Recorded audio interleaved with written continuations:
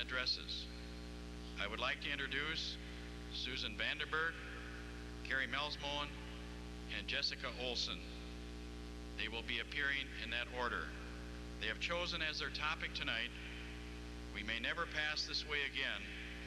The students have been advised by Mrs. Marie Obley. Susan Vanderberg.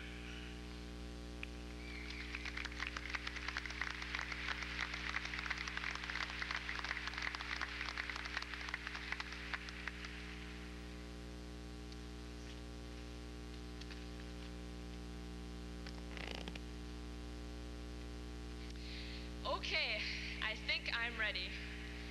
Let's see. I've got my cap and my gown, and here's my tassel. Well, every strand of hair is in place, and I have the same kind of shoe on both feet.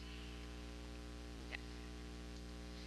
My relatives have all been notified, and my friends are here, but something just isn't quite right. Wait a minute, I know what it is. I'm standing up here instead of sitting with the rest of my class. But I've been given this wonderful opportunity to share my thoughts with you. Take a moment, if you will, and think about the changes that occur in our daily lives. There's the weather, news, styles, the lottery total, all of which can easily change overnight. However, some things take years to change, like our attitudes and values.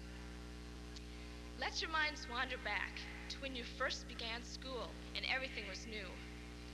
Kids you'd probably never met before, teachers, the classroom, room mothers, recess, just to name a few.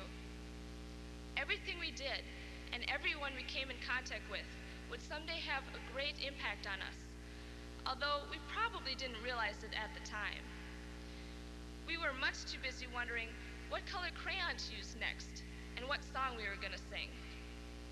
However, even as 5- and 6-year-olds, we were starting to develop attitudes and values.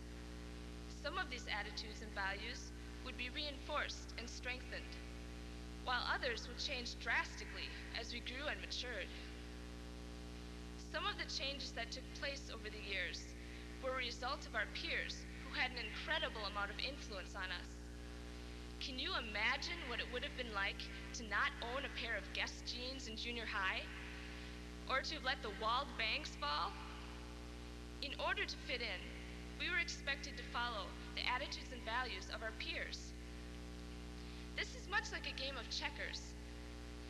Each one of us is a player, and the squares on the board represent changes. We move our game pieces to obtain the changes we want in our lives. We may find a direct route to some changes, but for others, we may have to work around to get to that change which is right for us.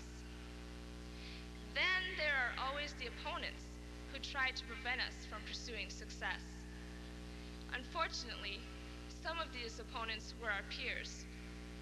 They didn't want us to make changes that would help us become an individual. Instead, they wanted to block our path and convert us into being like them and sharing their attitudes and values. Cliques are a perfect example of this. They started forming long before we knew the meaning of the word. Everyone had a special group of friends, which included many acquaintances. There were basically 3 kinds of cliques: popular, unpopular, and middle of the road. No matter which one you were in, you were forced to convert to a certain degree, and ultimately, the amount you were willing to convert to find which clique you were in. Luckily, all of this segregation was soon to end as our attitudes and values changed. As freshmen, we came in with our junior high attitudes and discovered that our ways of thinking and acting were very different from those of the other senior high students. In fact, they weren't only different, but in many cases unacceptable. Faddish clothes and hairstyles no longer made a person who he or she was, but instead, the actual personality and talents of the person were important. This is when a new kind of attitude emerged.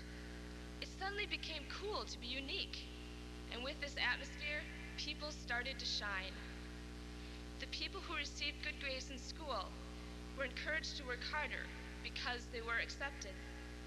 People with musical abilities joined choir and band and tried out for the musicals because they were accepted. Athletes were given more opportunities and more fans accepted them and cheered them on.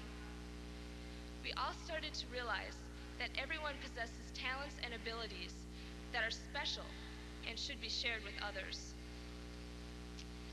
Part of the sharing came by way of school events such as pep fests, talent shows, various concerts, art shows, scholastic awards, and recognition banquets.